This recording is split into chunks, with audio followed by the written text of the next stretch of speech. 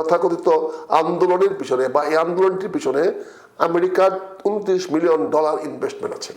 Doctor Yunus উনি রাষ্ট্রকে ধোঁকা দিয়ে এই বিপ্লবটাকে উনি ওনার পক্ষে ছিনিয়ে নিয়ে গেছেন। আপনি জানেন বাইডেন প্রশাসন বাংলাদেশে চেঞ্জ রিজিমের নামে $29 মিলিয়ন বিনিয়োগ করেছিল। এই ডক্টর ইউনূস বাইডেন প্রশাসনের একজন প্রিয় ব্যক্তি এবং তাদের একজন লেসপেন্সার বলা যেতে পারে।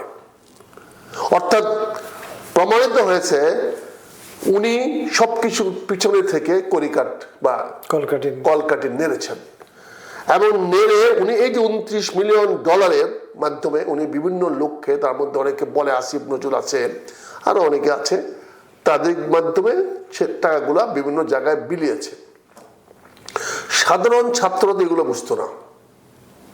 এই তথাকথিত আন্দোলনের পিছনে বা এই আন্দোলনটির পিছনে আমেরিকার $29 মিলিয়ন ইনভেস্টমেন্ট আছে।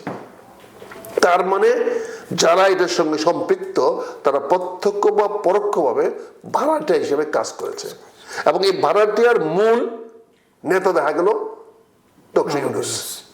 অর্থাৎ ডক্টর ইউনূস ছিল এই প্রজেক্ট ম্যানেজার।